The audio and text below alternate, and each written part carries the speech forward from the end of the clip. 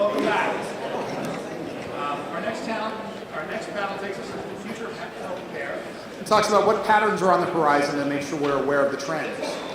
Moderating is Rhonda Carniol, and she's a partner at CSG Law, where she counsels in all aspects of technology and corporate governance for companies, and really focuses on entrepreneurs from the startup all the way to exit, as well as private equity, private placements, acquisitions, and venture capital.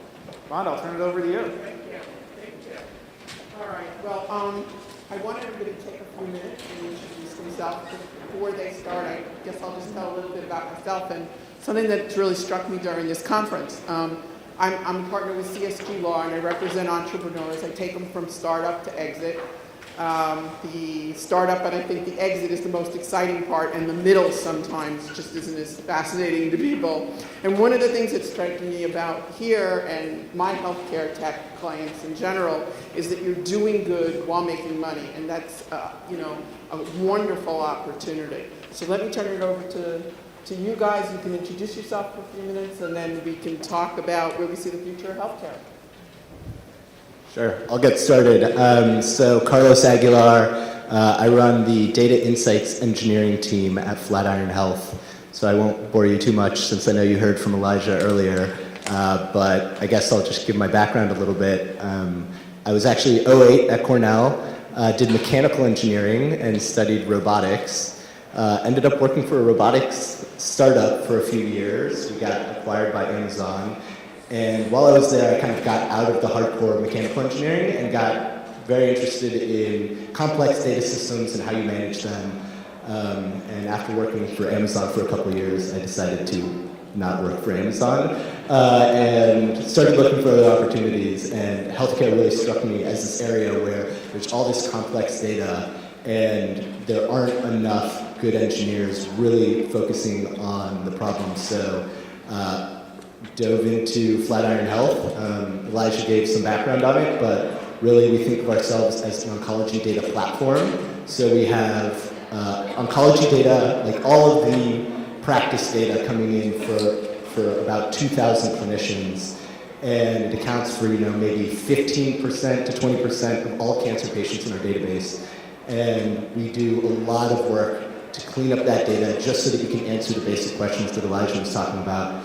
And then on top of that oncology data platform, we like to think about, almost like applications that sit on top of that oncology data platform. So now that we have this clean data, a lot of people are asking us questions like, what drugs are effective in the real world, not just in the research setting, or giving practices visibility into their treatment patterns and things like that. So it's super exciting, and I'm just going to drop right now that we're hiring a lot of engineers. So if you're one of those, definitely come talk to us or email us.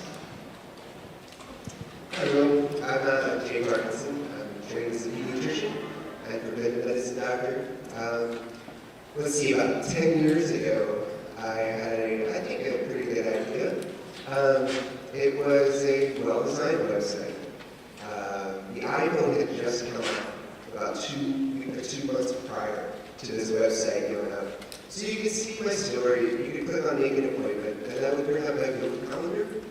And you could choose a time and then tell me your symptoms and your address. And that was similar to my fancy new iPhone.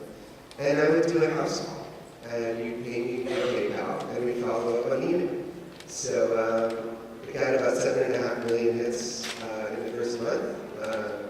I'd probably be a couple hundred millionaire if I could see all of them, but I couldn't. But anyway, that led to me founding a company called Hello Health. We raised about $50 million to, I think, build the most forward-thinking electronic medical record. This is back in 2008. Very beautiful, very elegant, and it's still around. But I started a new company about 4 years ago called Sherpaa, and that's what I do full-time now. What we do is we hire doctors, and then we contract with companies. And we market to their employees, whenever you think you need health care, reach out to our doctors first via our app. You tell us your story. We ask you probably 25 or 30 questions. We get a good history. And then we may or may not order tests. So we might send you to the lab, we might send you to get a chest x-ray or something like that. We get those results back, and then we diagnose, we prescribe, and then we manage over time. It's all asynchronous messaging like email within our app. So it's convenient for both you guys as patients and our doctors to sort of manage care in this very online way. So it's, I think it's a new genre of healthcare delivery, and we're basically trying to make healthcare as appropriate as possible. We have about 150 companies that we cover, and we're just about 4 weeks ago launched in all 50 states. So it's pretty exciting, and it's what I do. Tell Sherpaa. Great. Hi everyone, my name is Jean-Luc, my friends call me JL, and I am a physician by training as well. I did my medical training in the Columbia system, so I'm a licensed physician in New York State. But along the way, I got off the path and I got an MBA, and for the last 15 years I've been working as either an entrepreneur or an investor in digital health companies. I'm currently a partner and the head of the accelerator program at Cornell Health, which is a digital health accelerator here in New York. If you can imagine, what we do is we are VCs at a micro scale, and we make investments in early stage digital health companies. We've invested in 77 companies to date. 11 of our companies are doing more than $1 million in revenue right now, so we're seeing some good traction and some good progress there. And of our companies that are still in operation, about 60 of them, they have an aggregate value of about $500 million, and they've all together raised about $100 million. So, having fun, changing healthcare, and for those of you who are interested in jobs, many of the companies that we invested in are hiring right now. So, take a look at our portfolio on our website. Well, I think we heard about earlier this morning about getting funding and the importance of having a great idea. So one of the things about having a great idea is the importance of looking at what are the needs in the future. So what do you all think will be the biggest change in healthcare, like in the next 5 years, the next 10 years? What do you think people should be working on now? So I guess I can get it started. But I mean, at Flatiron, we're definitely interested in a lot of different areas like data, advancing healthcare, and just really improving the physician workflow.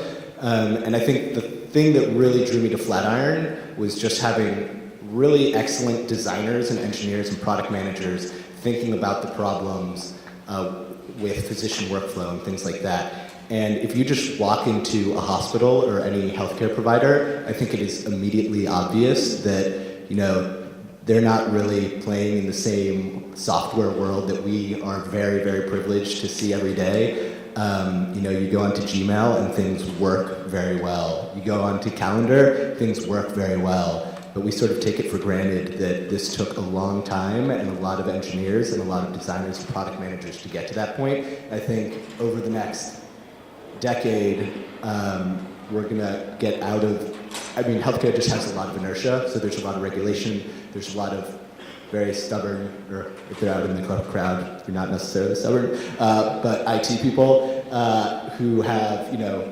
servers that are deployed on site and they have their technology stacks, but I think a lot of that is people are gonna realize that the security is really, it's more secure in the web, in the cloud, and there's really going to be a dramatic shift in how things are developed and how modern these software tools are. I think that's just like a fundamental thing that's going to happen, and I think a great place to look for startup ideas, by the way, is if you just go into a hospital and see people managing things with Post-its and notepads and Excel spreadsheets. Like, that's actually how we come up with a lot of our platform ideas. We're interested in clinical trials now, purely because we went into cancer clinics and people were managing their clinical trials with spreadsheets. So, I mean, that is clearly not the most ideal way of managing your clinical trials. So, I think that's sort of probably the most crucial thing that I see happening in the next 10 years. So, I recently read this, pains me to say this, but a Bill Gates quote. Where he said that people overestimate what's going to happen in the next 2 years and underestimate the next 10 years. I think for healthcare, that's about replace those years would probably underestimate 20 years and overestimate the next 5 years. It's a glacial industry, and I think it's really important to sort of understand that. It's exciting and it's high impact when it's done right, but it is important to know that it's a slow-moving target. I think the future, though, is sort of, standalone services in many ways that play nicely together, that are built from the ground up. When you think about what healthcare is in a lot of ways, it is an in-person experience a lot of the times. So that's a service, and it's really service design that's going to sort of make those better. Healthcare is notoriously, it's just terrible at designing services. We've all been in the ER, and just, every single time I'm there, I'm like, I can think of a million ways this could be better. So for those folks like CityMD here in New York, for example, that have built services from the ground up with today's technology, with today's consumer expectations of what a great service looks like, I think those are going to start springing up more and more.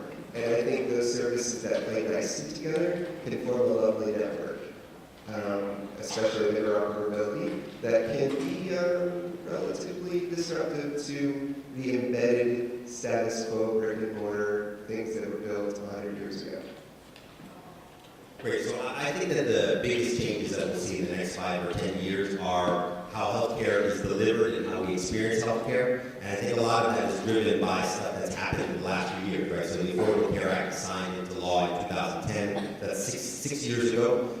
So going to Jay's point about glacial change, we talked about how much the Affordable Care Act would change the world, and 6 years later, and for most of us, the way we experience healthcare has not changed that much.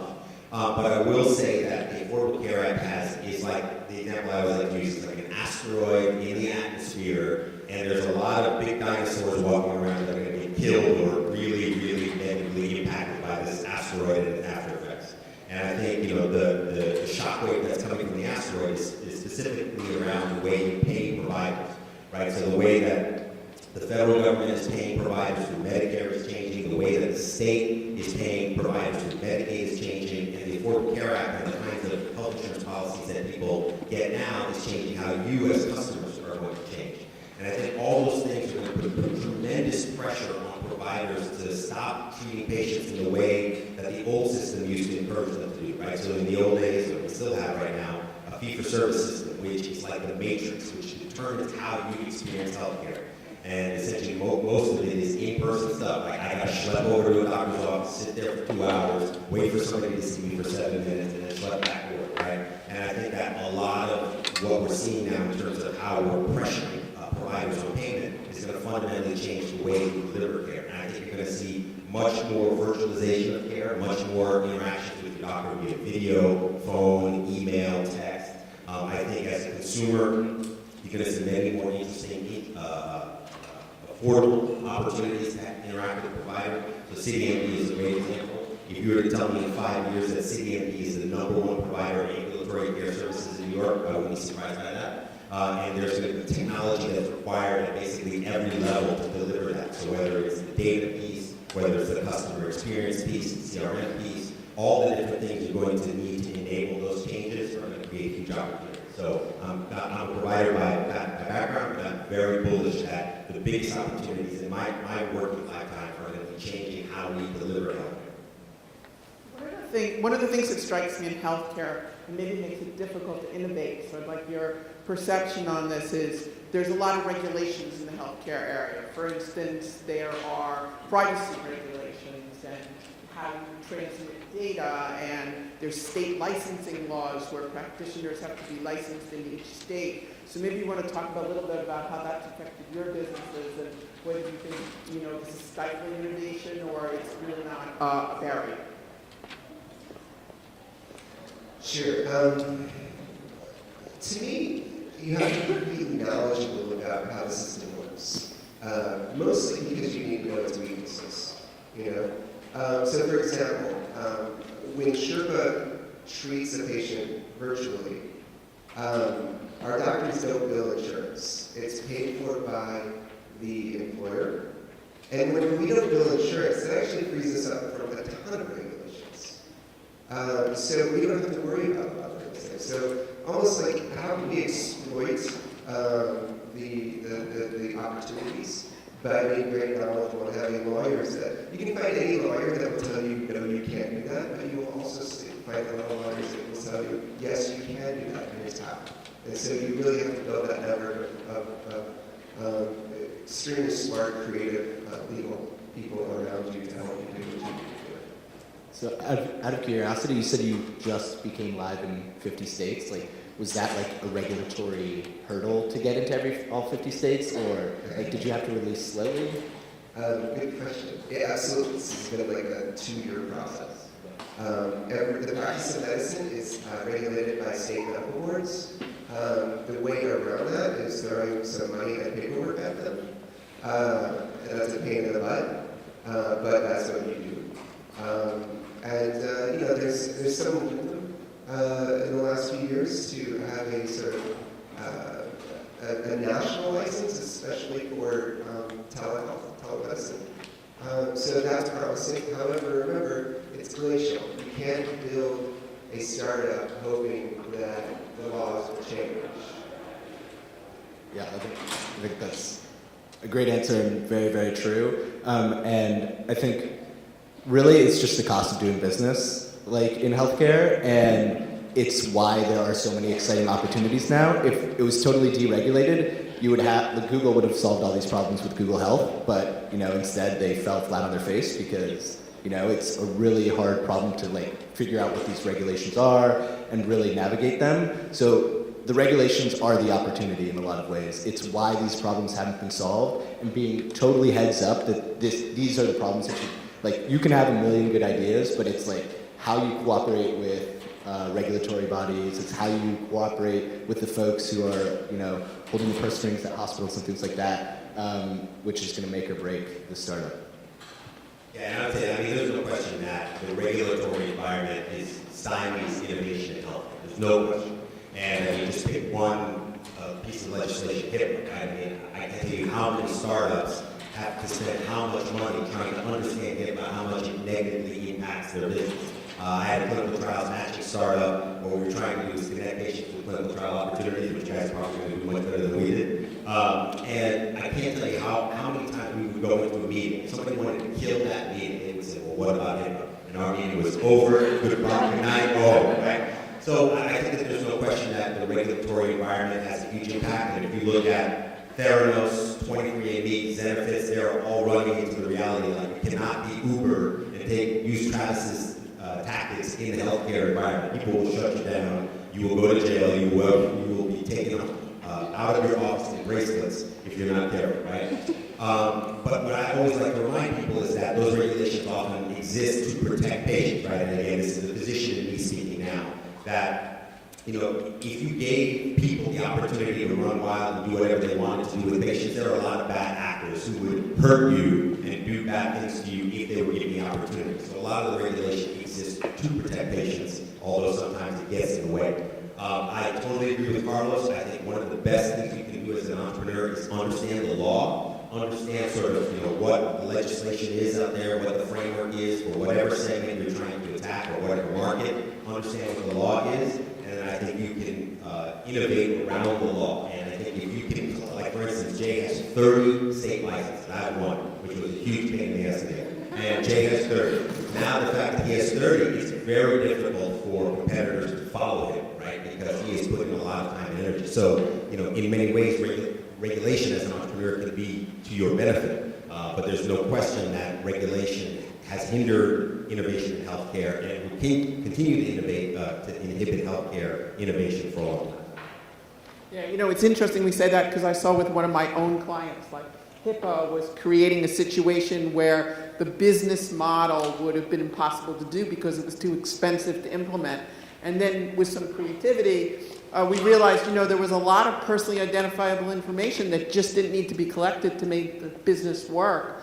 And in this particular, it was a device that was being used in operating rooms. And instead, what happened was it just went to the operating room and there was no patient information and the HIPAA issues went away. So you can be creative and still innovative, but you really do have to think about the regulatory environment. Jay, you're involved in launching these startups in healthcare space. So what types of startups do you think will have the most success? Meaning, what do you look at in determining whether to put something in your launch pad? Sure. I mean, we at Blueprint, we invest in everything. So we invest in startups that work with providers and payers and pharma and basically the full healthcare, $3 trillion healthcare industry.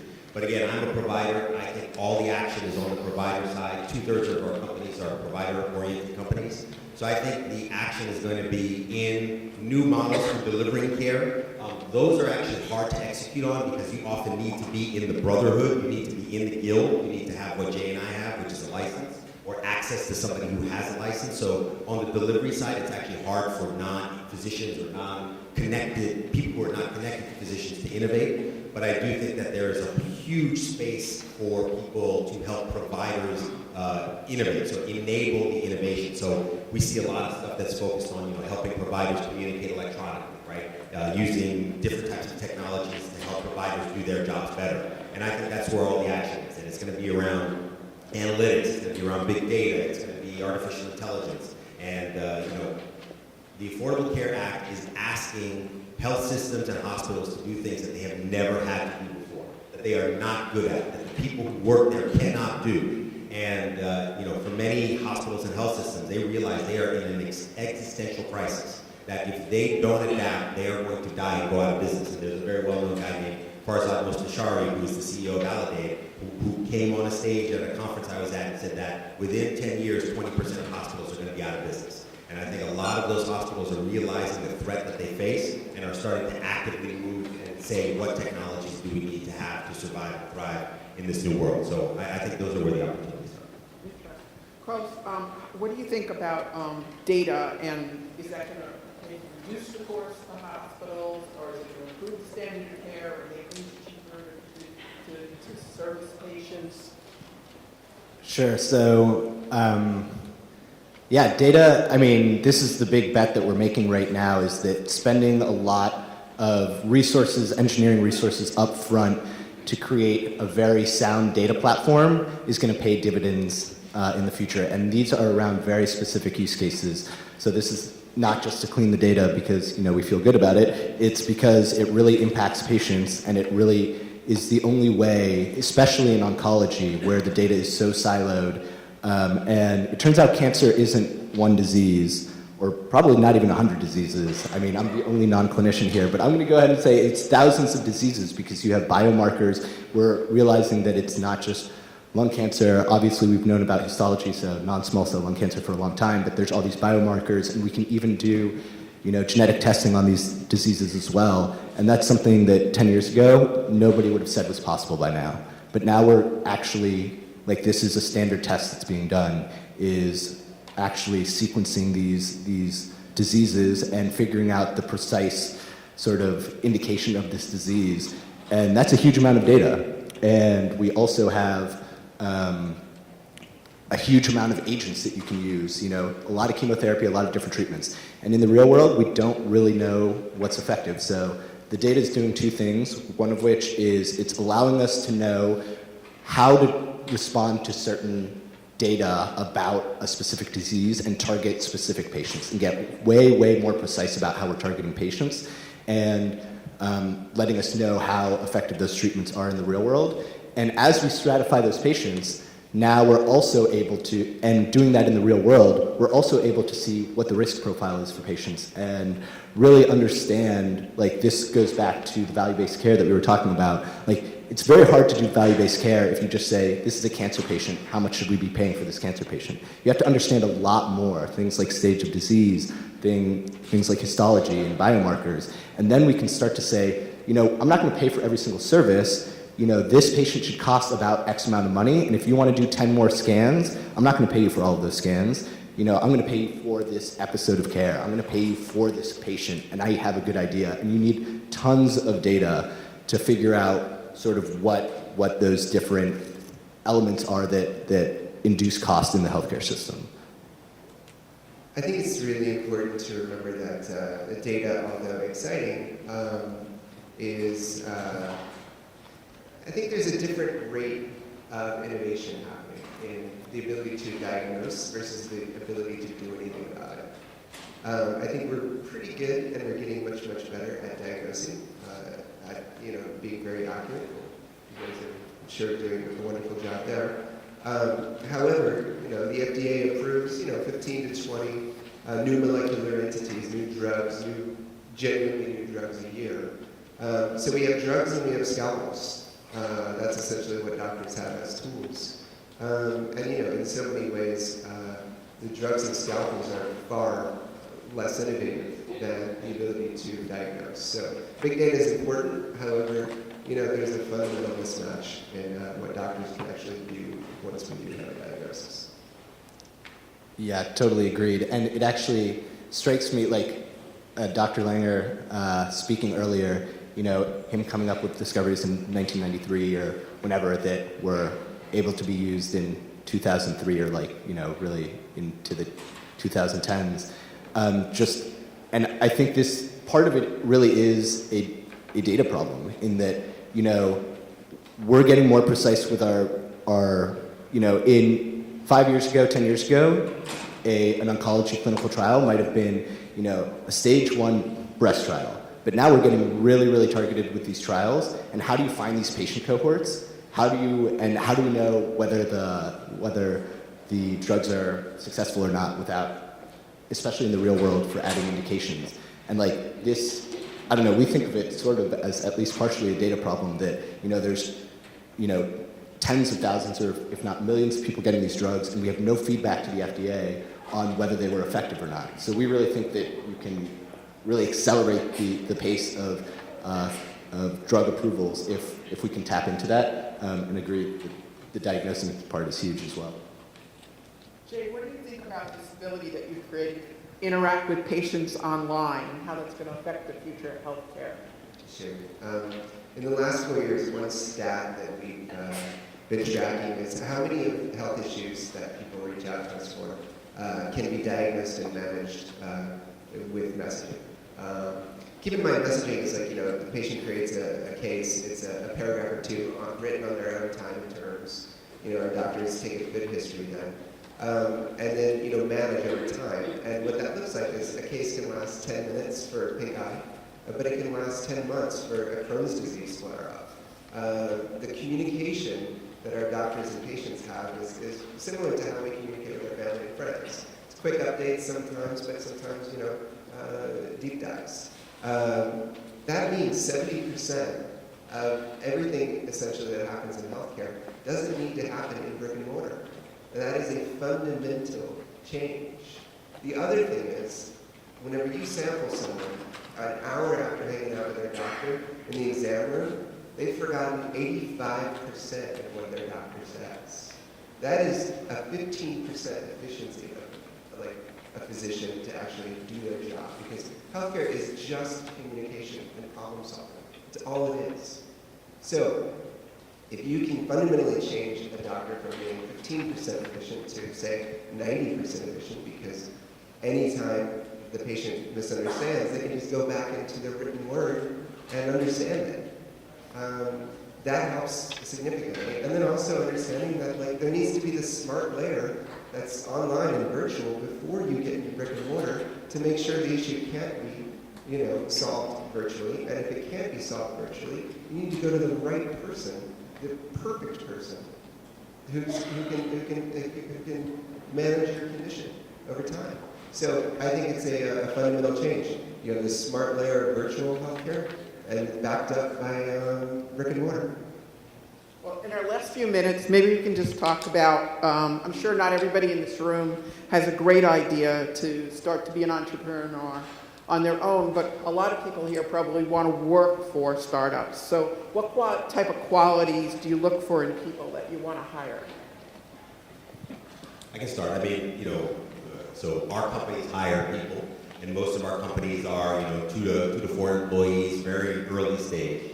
Usually have products, early product market fit. And I think you know, at least at that stage of startups, I was talking to somebody about this yesterday. I mean, there are probably at least 5 or 6 different distinct stages of a startup, right? Like the 1 person, you know, the 2 to 4, the 4 to 10, the 10 to 20, you know, the 20 to 50. But I'd say at our early stage, so much of it is about resilience and the refusal to give up, and to be not only resilient, but to be persistent, and to be willing to do anything to succeed. And I think, you know, whenever we interview entrepreneurs or people who want to work at startups, and they talk about hobbies that they have, and they talk about, you know, things that they like to do in their off time, like, you probably will not be successful as an entrepreneur, because those things are more important to you than your startup. So I think it's, you know, total focus, total persistence, resilience, and then what we see a lot is creativity, right? People who can do a lot of different things. And, you know, we tend to be very impressed by the founder who can do the business part, but can also write code, the doctor who can do the business part and write code. So those are the kinds of things that we look for. And that makes sense in the very early stages. You know, to use a medical term, we look for people who are pluripotent stem cells. Like in the early days, they can do a lot of different stuff. But then very quickly, as you go along, you tend to get specialized. But the personal traits, the interpersonal traits, I think are very, very important. And I think you tend to see them across successful entrepreneurs. Anybody want to add? Yeah, real quick. I would say my first, I couldn't call it a hire, but my second employee in Sherpaa was my co-founder, Cheryl. I am more creative, big picture, more designy. She is more like, oh, that's awesome. Let me get that done for you. And we're total opposites. And that is so important because I've had a few companies. My last design firm was, you know, my co-founder was very similar to me. And that's not what you need in the beginning. You need somebody who can make up for your deficiencies and vice versa. So the importance of having that person as a founder is equally important to hiring the right people down the road. I agree.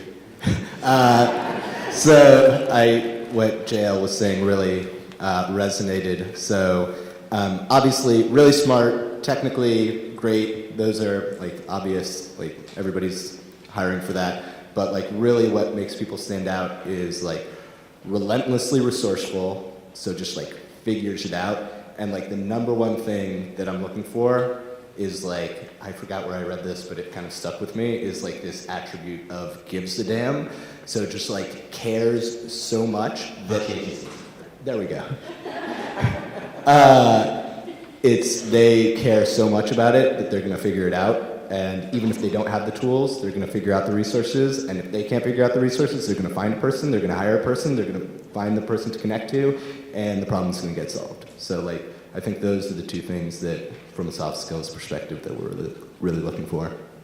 Great. All right. Well, thank you. Thank you to everybody.